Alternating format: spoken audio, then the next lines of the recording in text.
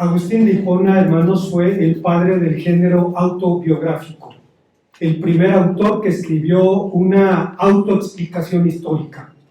En sus confesiones, Agustín da fe de su peregrinaje espiritual, al menos de la primera mitad de su vida, buscando no otra cosa sino dar testimonio de la gracia de Dios.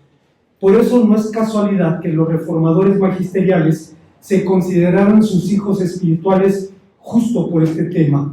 Por su énfasis en la gracia, Agustín no tenía entonces problemas para hablar de la miseria humana, y en contra de la tendencia de buscar siempre la cara más bonita de los biografiados, Agustín hablaba abiertamente, por ejemplo, de la afición infantil de su madre por el vino, gusto que abandonó al ser descubierta por su amada nana, quien la calificó como borrachina, y eso la avergonzó y le hizo abandonar su adicción temprana al alcohol. Pero cuando hablaba de su propia persona, Agustín era implacable. Fue justo la vida disipada que llevó en su juventud lo que hizo necesaria la intercesión de Mónica, su madre. La mujer era una fiel cristiana que enviudó a los 40 años y murió a los 56, y poco antes de morir dijo Agustín, ya convertido: hijo, en lo que a mí respecta, ninguna cosa me deleita ya en esta vida. ¿Qué voy a hacer acá todavía? Una sola cosa había que deseaba para quedarme algún tiempo en esta vida, y era verte cristiano antes de morir. Dios me lo concedió más que colmadamente, pues has llegado a despreciar la felicidad terrena y te dedicas totalmente a su servicio. Obviamente, este fue un capítulo más de la vieja historia de la lucha de las madres por la vida espiritual de los suyos. Fue el caso de Loida y Eunice, la abuela y la madre de Timoteo de Listra, quienes no solo oraron por él, sino le transmitieron valores de una herencia que fue decisiva en su vida y ministerio, herencia que consistía básicamente en 3 bienes. Veamos, hermanos, cuáles son.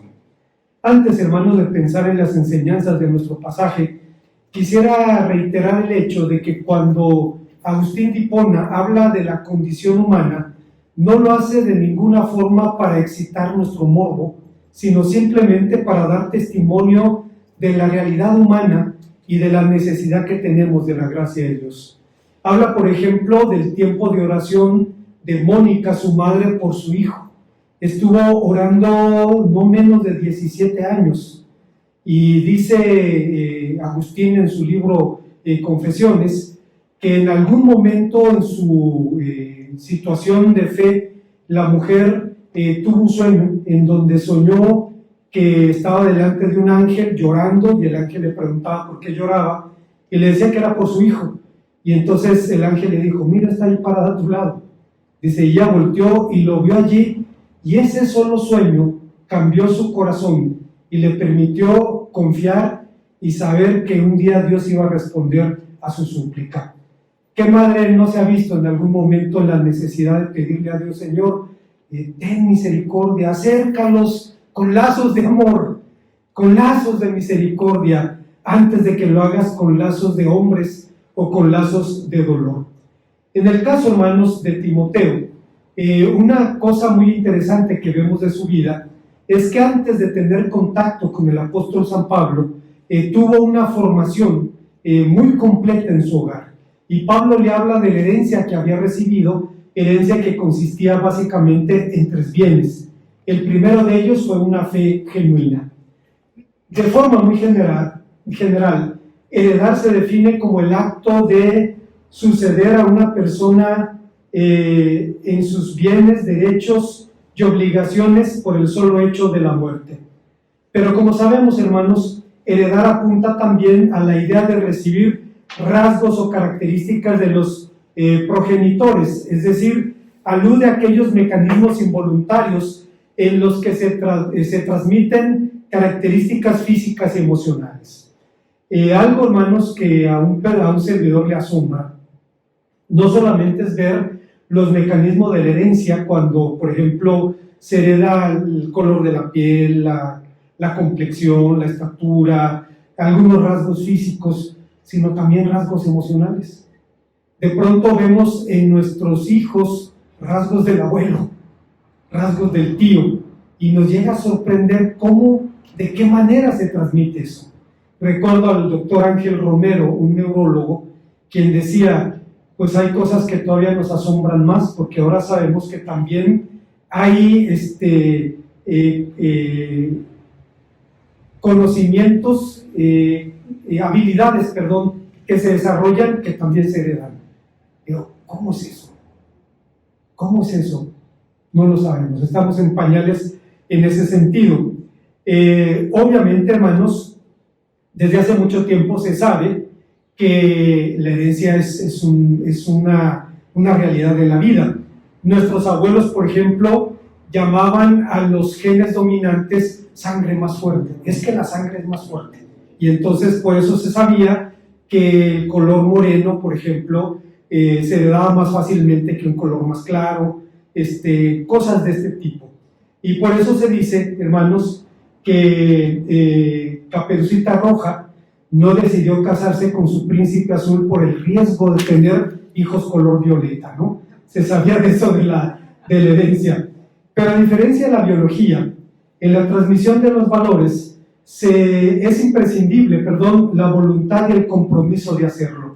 Desde los días de Moisés quedó muy claro que todo padre lleva una asignatura sobre sus hombros, en las palabras del profeta, en donde dice en Deuteronomio capítulo 6, versículos 6 al 8, y estas palabras que te mando hoy estarán sobre tu corazón, y las repetirás a tus hijos y hablarás de ellas estando en la casa y andando en el camino y al acostarte y cuando te levantes.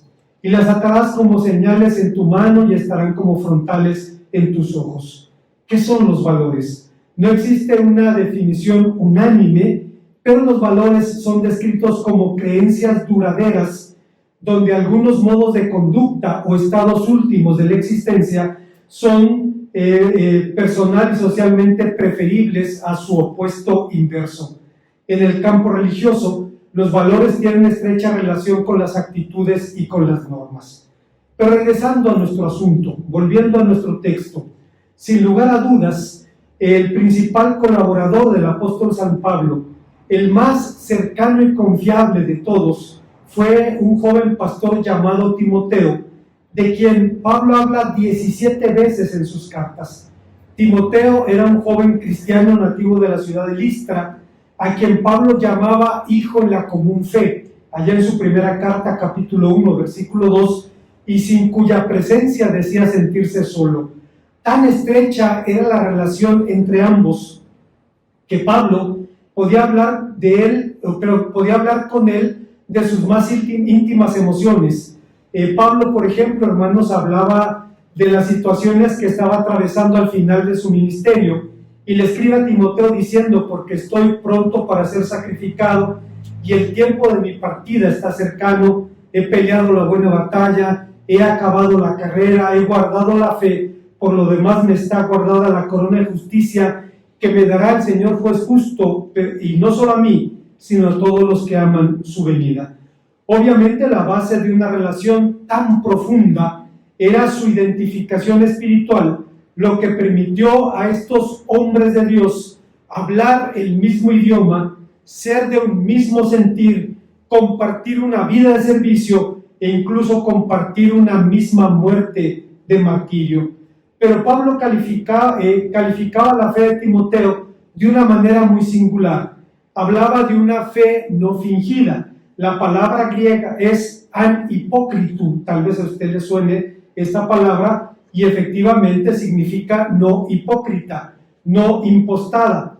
En otras palabras, la de Timoteo era una fe legítima.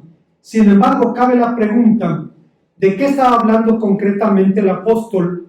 Porque por fe entendemos varias cosas en el Nuevo Testamento. En el Nuevo Testamento entendemos por fe, por ejemplo, la respuesta al llamado del Evangelio. Cuando el apóstol San Pablo estaba despidiéndose de las iglesias, decía que había dado testimonio acerca de la fe, del arrepentimiento para con Dios y la fe en el Señor Jesucristo. Es nuestra respuesta al llamado del Evangelio. Entendemos por fe también la forma de vida del que profesa el cristianismo, razón por la cual Pablo decía en 1 Corintios 5:7, porque por fe andamos y no por vista. Aquí fe no es la respuesta espiritual que damos al llamado del Evangelio, sino la manera como andamos en este mundo. Y entendemos también aquel cuerpo de verdades creídas por los cristianos, tal como en Hechos capítulo 6, versículo 7, en donde Lucas dice que muchos de los sacerdotes obedecían a la fe. Creían en el Dios de Israel, en teoría caminaban por fe, pero Lucas dice obedecían a la fe para hablar de que habían abrazado esa serie de verdades que los cristianos creemos. Es obvio que Pablo se refería a la fe no fingida como una actitud de vida, a esa clase de fe de la que el autor del epístola a los Hebreos describe como la certeza de lo que se espera, la convicción de lo que no se ve. Hace algún tiempo mi hermana Mari Carmen, perdón hermana que hable de esto, me comentó de su experiencia espiritual, conoció a mi hermano Sergio y vio en él un hombre diferente. Y dice, siempre me dio testimonio de su fe. Dice, pero cuando conocí a su madre, dice, vi lo que era una vida de fe. Podía la mujer mover de la cabeza para arriba, nada más. El resto del cuerpo no. Y dice, y era una mujer tan alegre, tan feliz, tan realizada. Dice, ibas por la y salías trasquilado, ibas a llevar consuelo y recibías esperanza. Y dice, sí, dice la hermana, yo vi la fe de mi esposo y vi la fe de mi suegra. Y dice, y si necesitaba un empujoncito para creer en Cristo, fue precisamente ese. De este tipo de fe está hablando Pablo, de esa actitud de vida, de la manera como se asume la realidad de la existencia en fe y en esperanza. Entonces, alguien dijo respecto a este versículo de Hebreos capítulo 11, versículo 1, que en el Antiguo Testamento hubo hombres y mujeres que no tenían nada más que las promesas de Dios sobre las cuales descansar y sin ninguna evidencia visible de que esas promesas tendrían cumplimiento alguna vez, y sin embargo esas promesas significaban tanto para ellos que regularon el curso de su vida por ellas. Las promesas están relacionadas con el futuro, pero esta gente actuó como si ese estado de cosas ya estuviera presente, porque estaban convencidos de que Dios podía y quería cumplir lo que había prometido. Su fe consiste simplemente en confiar en la palabra de Dios y dirigir sus vidas de acuerdo con ella. La genuina fe de Timoteo, la que heredó de su madre y de su abuela, lo llevó a regular el curso de su vida por la palabra de Dios, incluso cuando ese curso lo llevó al martirio mismo. Obviamente, una fe así no se aprende en una lección de escuela dominical o en un sermón o en un curso de discipulado. Es una actitud de vida que se comparte con el ejemplo y crece con el seguimiento y la imitación de Jesucristo.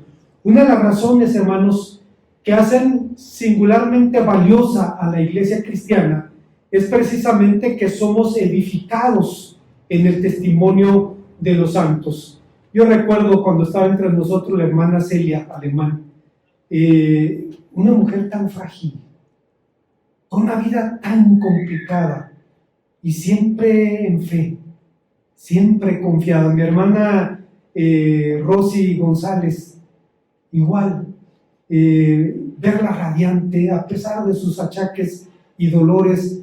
Mujeres que, hermanos, me hacían el día cuando las veía por su fe, por su manera de asumir la existencia, confiando precisamente en el Señor. Cuando Pablo habla a Timoteo de la fe no fingida, le habla de esta actitud de vida y reconoce que le había sido modelado y le había sido entregado por las mujeres de su casa. Hay una segunda enseñanza que encontramos en este pasaje. El texto nos enseña que Timoteo heredó también el conocimiento de la palabra de Dios. Pablo recordó a Timoteo el valor de este elemento de su herencia familiar cuando le dice, y que desde la niñez ha sabido las sagradas escrituras, las cuales te pueden hacer sabio para la salvación, que es por la fe en Cristo Jesús. Toda escritura es inspirada por Dios y útil para enseñar, para redarguir, para corregir, para instruir en justicia, a fin de que el hombre de Dios sea perfecto, enteramente preparado para toda buena obra. Como es sabido, uno de los más caros deberes piadosos de los padres judíos a lo largo de la historia ha sido instruir a sus hijos en el conocimiento de Dios y de su palabra. La razón de semejante énfasis es que desde tiempos inmemoriales el judaísmo no tolera la ignorancia. Para los judíos es imperativo el estudio y la adquisición de conocimientos, y especialmente el conocimiento de Dios. Más aún, hermanos, para los judíos estudiar es un deber religioso. Así como lo es orar, así como lo es hacer misericordia con el necesitado, así como es ayunar, por ejemplo, en algún momento, también lo es estudiar. Algo que yo admiro de mi esposa es que todos los días estudia, todos los días, horas. Está leyendo sus libros, está leyendo su Biblia, está haciendo sus notas, y me edifica, hermanos, ver eso. Una persona que toda su vida ha estudiado la palabra de Dios y todavía no termina de hacerlo, y no terminará seguramente, porque realmente la fuente es inagotable, la fuente de riqueza que encontramos en la palabra de nuestro Dios. Bueno, cuando vemos, hermanos, la situación de Timoteo, vemos que las mujeres de su familia hicieron bien su trabajo. Se dice que los niños judíos aprendían la ley aún estando en pañales, y que la bebían en la leche de sus madres, y estaba impresa en el corazón y en la mente de los niños. Antes de que se olvidasen de ella, se olvidarían primero de su propio nombre. Sin embargo, debemos recordar que el padre de Timoteo era griego, dice Hechos 16:10, aunque fue educado por su madre y por su abuela. Eventualmente ellas tomaron muy en serio la demanda bíblica que dice: instruye o dedica o consagra al niño en el principio de su camino, para que cuando fuere viejo no se apartará de él. Proverbios 22:6. ¿Por qué era? O mejor dicho, ¿por qué es importante el conocimiento de la palabra de Dios? Es importante porque, a decir del apóstol San Pablo en este pasaje, ella nos guía a la salvación. La palabra de Dios da testimonio de nuestra condición, de nuestra perdición, de nuestro pecado, de nuestra necesidad del amor y la gracia de Dios, y da testimonio también de la forma como Dios ha respondido a esa necesidad por medio de su Hijo Jesucristo. Por ese motivo el Señor Jesús decía: escudriñad las Escrituras, porque a vosotros os parece que en ellas tenéis la vida eterna, pero ellas dan testimonio de mí. Otro aspecto del valor del conocimiento de las Escrituras radica en su poder para redarguir al hombre, lo que no significa que sirva tan solo para denunciar nuestras faltas o echarnos en cara nuestras miserias, sino sobre todo para convencernos de la necesidad de abandonar el error y seguir la senda recta. El día de ayer, hermanos, en el estudio de los varones, estamos estudiando el Salmo 73, el estudio que hizo el doctor Martin Lloyd Jones. Es una joya, hermanos, es un estudio de un salmo. Llevamos no sé cuántos meses y apenas hemos avanzado unos versículos, pero en algún momento el doctor Lloyd Jones, en su reflexión sobre este salmo, habla del encuentro que el salmista tuvo con Dios en su casa. Así brevemente, solo para recordar de lo que nos habla este salmo. El salmo nos habla de un hombre que estaba en una crisis de fe. Se dio cuenta que los impíos prosperan, les sale bien todo, llenan con creces sus antojos, los ojos les saltan de gordura, parece que no se enferman, parece que les va bien, y él, como un hombre de fe, batallaba para sobrevivir, y en algún momento dijo: pues la clave es ser como ellos. Dice: hasta que entrando en la casa de Dios vi el fin de ellos. Y en ese momento el salmista empieza a ver a los impíos de una manera diferente, empieza a ver a Dios de una manera diferente y empieza a verse a él mismo de una manera diferente. Y dice Martin Lloyd-Jones, este es parte del problema del tipo de evangelismo que se practica en este tiempo, que no se hace énfasis en el arrepentimiento.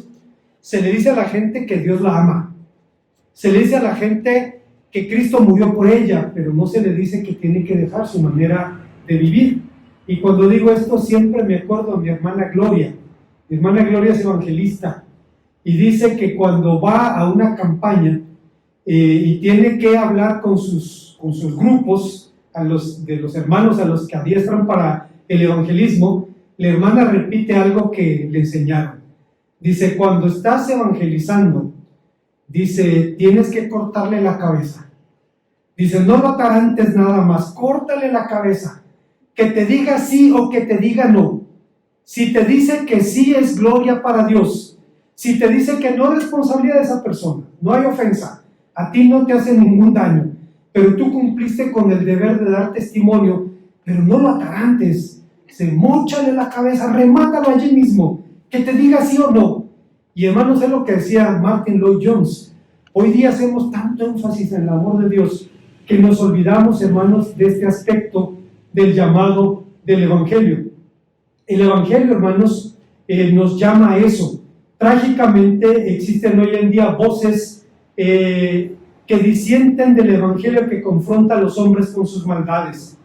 Tan pronto como una persona cree que es pecador e indigno, es dudoso que quiera recibir la salvación de Dios en Jesucristo. Esto decía Schultz, un evangelista norteamericano que decía que no hay que decirle a los pecadores que son pecadores, y decía John MacArthur, pues esto significa que vamos a mandar una generación al infierno, porque decía Schultz, si le dices que es pecador vas a dañar su autoestima. Dice, pues los vas a mandar al infierno con la autoestima bien elevada, dice, pero van a ir a parar allí. En otras palabras, hay quienes piensan que no debemos hacer esto porque podemos dañar de alguna manera su autoestima. La palabra de Dios es útil también para instruirnos en justicia, para prepararnos para toda buena obra. Esto significa que el conocimiento no es un fin en sí mismo, tiene como propósito la conducta del creyente. El fin del conocimiento es la conducta. La palabra de Dios ayuda al cristiano a ser útil a Dios, útil a su prójimo y útil a sí mismo. Tristemente, como hemos dicho en otras ocasiones, en este mundo hay personas que no le sirven a Dios, que no le sirven a su prójimo, ni siquiera son útiles para ellas mismas. Hay una tercera y última enseñanza que encontramos en el pasaje. Estamos hablando de la herencia que recibió Timoteo, y en tercer lugar, la palabra de Dios nos enseña que heredó un testimonio de congruencia. Antes, hermanos, de pensar en lo que significa esto, viene a la memoria de un servidor un testimonio muy triste. En el pueblo donde un servidor conoció el Evangelio, el hombre que inició la obra, el hermano Tomás Medina, comentaba que en un tiempo como luchador social, como agrarista, antes de la reforma agraria de los años 30, el patrón o los patrones de la comarca lagunera le pusieron precio a su cabeza y vivió a salto de mata en condiciones de miseria. Cuando vino la reforma agraria y él volvió como héroe a su pueblo, se dio cuenta con horror que la nueva prosperidad había acelerado un proceso de decadencia social en su pueblo. El que antes se emborrachaba el fin de semana, ahora tenía para hacerlo 2 o 3 veces a la semana. El que podía mantener una mujer, ahora podía tener 2, no había ningún problema. Y horrorizado vio que por lo que había luchado, producía frutos amargos. Y entonces buscó una respuesta y la encontró en el Evangelio. Cuando abrazó el Evangelio y empezó a compartirlo en su pueblo, empezó a ver que en su familia había también una lucha espiritual. Y comentaba la hermana María, hija del hermano Tomás, que su madre siempre había orado para que Dios les diera riquezas materiales a sus hijos. Dice, era su única oración. Y de los hijos, la mitad les fue muy bien económicamente. A la otra mitad les fue bien, no les fue mal. A los que les fue bien eran creyentes, a los que les fue muy bien no eran creyentes. Pasó lo que en el Salmo. Pero de pronto empezó a ver la hermana lo que sucedía con una vida más fácil. Y dice, en algún momento me equivoqué. Debí pedirle a Dios que bendijera espiritualmente a mis hijos. Porque así Dios iba a bendecir la obra de sus manos. Porque así Dios iba a prosperar sus esfuerzos en su gracia y en su misericordia. Dice, entendí que me había equivocado en mi oración. En algunos casos, hermanos, nuestros hijos ya son adultos, pero aún así tenemos que orar de esa manera. En el caso en el que son más jóvenes, pues es un buen momento, hermanos, para ponerlos delante de las manos del Señor. Timoteo heredó un testimonio de congruencia. El libro de los Hechos da fe de la buena reputación que Timoteo gozaba entre los cristianos de Listra e Iconio. En estas comunidades era bien conocido incluso antes de ser colaborador del apóstol San Pablo. Como dijimos anteriormente, el apóstol habla de su fe no fingida, una fe no hipócrita, en su segunda carta, capítulo 1, versículo 5. Pablo utiliza el adjetivo no fingido 6 veces, asociándolo específicamente con el amor, con la comunión fraternal, en pasajes como Romanos 12:9, 2 Corintios 6:6, 1 Pedro 1:22, etc. Su antónimo, lo contrario, es el adjetivo hipócrita, que describe al histrión, al comediante que se pone una máscara para representar un papel que según el caso podía ser una tragedia o una comedia. Pablo encomiaba entonces a Timoteo en su fe auténtica, su fe verdadera, la fe que no necesitaba ni quería tampoco convencer a nadie de nada. Una fe no fingida nunca busca un fin posterior, simplemente emana de la comunión con Cristo. Es la expresión de una relación viva que echa raíces en el corazón y se expresa en una manera de vivir. Indudablemente todos podemos reconocer y elogiar los valores de la herencia de la familia de Timoteo, pero podemos admirar el papel de estas mujeres que jugaron en la formación de este siervo. Pero ¿cómo podemos nosotros transmitir este legado? Es necesario hacernos esta pregunta porque la palabra de Dios no nos fue dada para que sea admirada. No nos fue dada como un motivo del gozo estético para que terminemos diciendo qué bonito dice la palabra de Dios. Nos fue dada como fuente de estímulo y de instrucción, porque las cosas que se escribieron antes para nuestra enseñanza se escribieron a fin de que por la paciencia y consolación de las Escrituras tengamos esperanza, decía Pablo en Romanos 15:4. Las Escrituras nos fue revelada para guiarnos a Dios por el camino del arrepentimiento y la fe, por el camino que nos lleva a una entrega incondicional. William MacDonald, un comentarista bíblico del siglo pasado, dice algo muy interesante respecto a lo que la palabra de Dios hace en nuestro corazón. Dice, generalmente cuando una cosa se rompe, su valor disminuye o desaparece del todo. Los platos rotos, botellas rotas, espejos rotos son generalmente desechados. Aún un golpe en un mueble o una mancha en la ropa reducen significativamente su valor de reventa. Pero no es así en el reino espiritual. Dios aprecia las cosas rotas y en especial a las personas quebrantadas. Es por eso que podemos leer versículos tales como aquel en Salmo 34:18, donde dice: cercano está el Señor a los quebrantados de corazón. También dice en el Salmo 51:17, los sacrificios de Dios son el espíritu quebrantado, al corazón contrito y humillado no despreciarás tú, oh Dios. O podemos recordar a Timoteo capítulo 4, versículo 3, Santiago capítulo 4, versículo 3, en donde dice que Dios sabe cómo rechazar el orgullo y la soberbia, pero no puede rechazar a las personas humildes y arrepentidas. Dios resiste a los soberbios, pero da gracia a los humildes.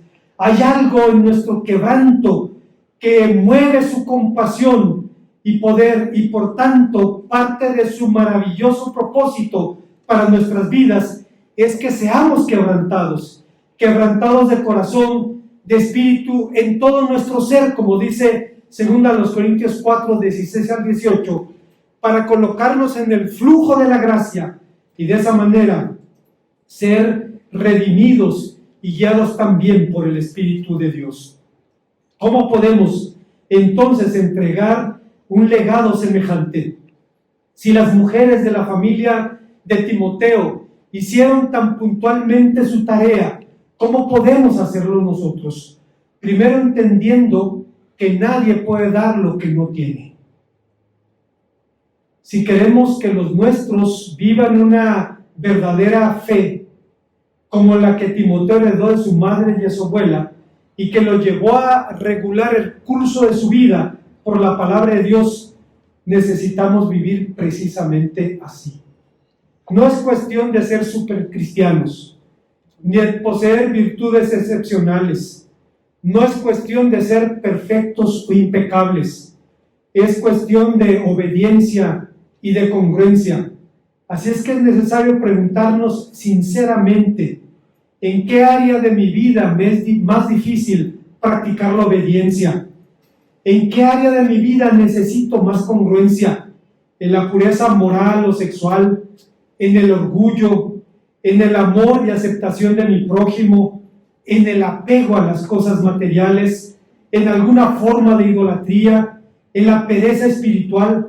Vale la pena atender cualquier área de la vida en la que estemos faltos, porque el Señor dice claramente: no todo el que me dice Señor, Señor entrará al reino de los cielos, sino el que hace la voluntad de mi Padre.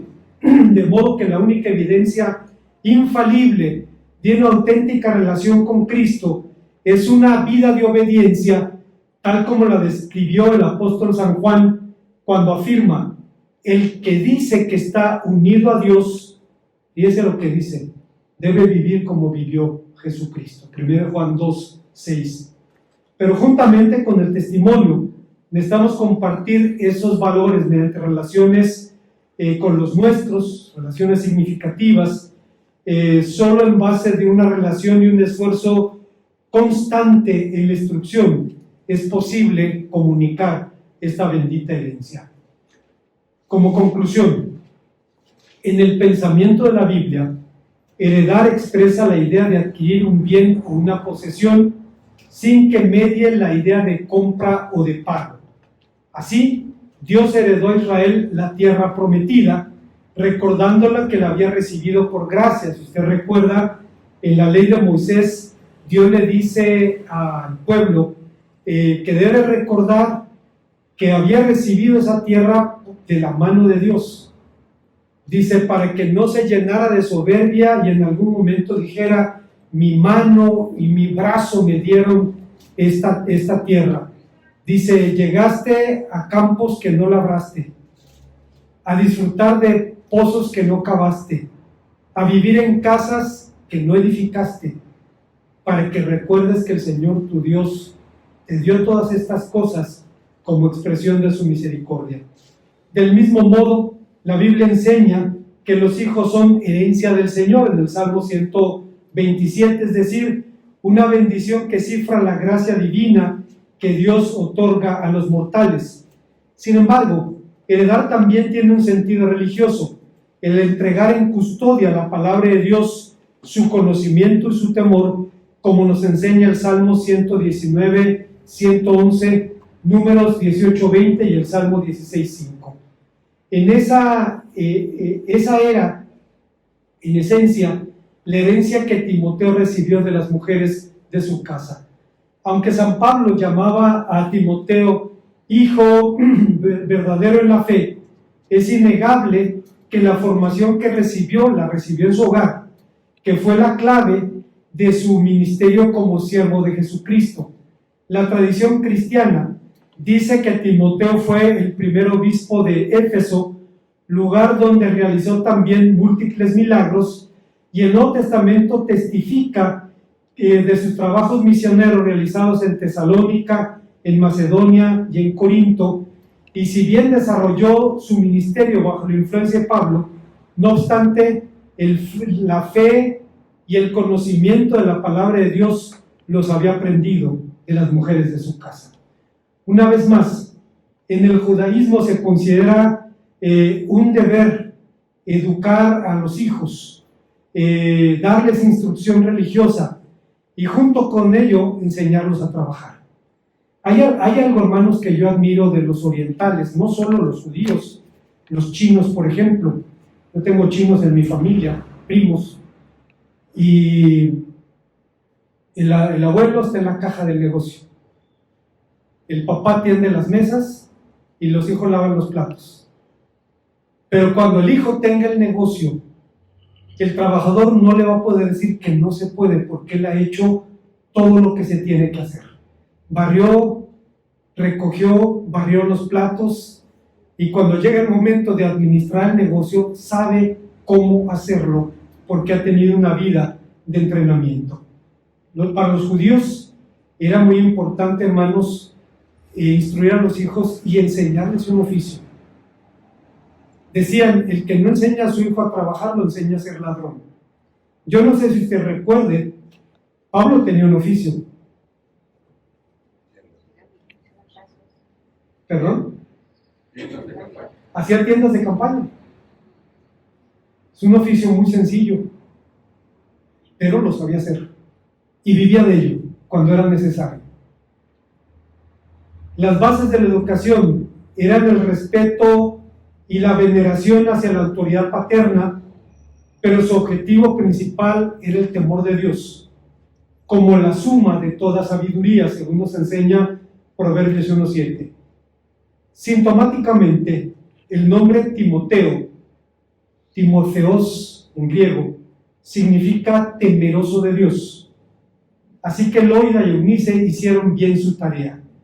Ciertamente poseemos muy escasa información acerca de la vida familiar de Timoteo, pero de sus resultados podemos deducir que además de recibir una buena instrucción y un buen ejemplo de su madre y su abuela, Timoteo mantenía con ellas una buena relación, y por tal motivo los padres necesitamos comunicar los valores en base a buenas relaciones. De eso se trata justamente la moralidad bíblica, de nuestra relación con Dios y con el prójimo, así como solo podemos compartir la verdad por medio de relaciones honestas y significativas. Por ese motivo, Josh McDowell decía, el simple hecho de ocupar una posición de autoridad como padre, madre, pastor o maestro no es en absoluto garantía de poder enseñar eficazmente a un joven a distinguir entre lo bueno y lo malo. Cuando intentamos establecer reglas sin establecer primero una relación real con sus hijos, el resultado natural es la rebeldía. Una vez más, hermanos, cuando vamos a la Biblia y cuando vamos a la historia cristiana, encontramos innumerables ejemplos de familias que lucharon por sus seres amados para su formación en el conocimiento de Dios. No hay tiempo suficiente, hermanos, pero en algún momento voy a leer para ustedes las palabras de San Agustín respecto a la oración de su madre. Dice que Agustín vivía de una manera disipada. Apenas acababa de salir de la adolescencia y ya tenía mujer e hijo. Y vivía obviamente fuera del camino del Señor. Su madre era cristiana, el padre no. El padre era pagano, la madre era cristiana, los abuelos eran cristianos. La nana del papá fue la nana de Mónica, la mamá de San Agustín, y la formó en el camino del Evangelio también. Pero en su momento, hermanos, para Agustín fue más fácil seguir el camino del papá que el de la mamá. Le dieron una instrucción muy esmerada, una formación muy sólida en retórica, en filosofía, y llegado el momento Dios usó eso para poder comunicar las verdades del Evangelio. Y cuando él vivía de una forma perdida, de una forma disipada, dice que llegó el momento en que Mónica ya no quería comer con él, ya no lo quería recibir en su casa, porque siempre salían de pleito. Y entonces estuvo orando, llorando, y fue cuando tuvo su famoso sueño. Sé que estaba llorando con un ángel, ya lo mencioné, y el ángel le dijo: ¿por qué lloras por mi hijo? No llores por él, mira, él está contigo. Y dice, volteó y allí estaba. Dice, y ella entendió que Dios le decía: va a estar contigo, en mi presencia. Dice, se quitó la carga, pero pasaron años antes de que Dios oyera su oración. Y hermanos, cuando lo hizo, Dios le dio la bendición de ver al hombre más grande, el pensador más grande de la antigüedad cristiana. Un hombre que compartió las verdades del Evangelio y cuya influencia permanece todavía en el mundo evangélico. Es curioso, hermanos. A veces en círculos evangélicos, hablar de San Agustín genera desconfianza porque es un santo. Pero en el catolicismo ocurre lo mismo. San Agustín es el santo de los protestantes. Hermanos, tan fue así que en el siglo XIX la Iglesia Católica creó un instituto para los estudios de San Agustín con el propósito de arrancárselos de las manos a los protestantes.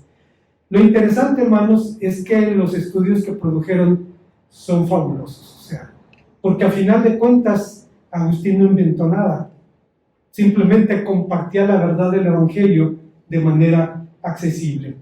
Pero en su testimonio familiar, hermanos, hablaba de la influencia decisiva de su madre. Yo doy gracias a Dios por ustedes, hermanas, por su ministerio, y porque sé que Dios les va a conceder las peticiones de su corazón. Oremos al Señor. Gracias, Padre Santo, una vez más, porque nos permites venir a tu palabra y encontrar en ella un testimonio de tu gracia inmutable. Te bendecimos por esto, en Cristo Jesús. Amén.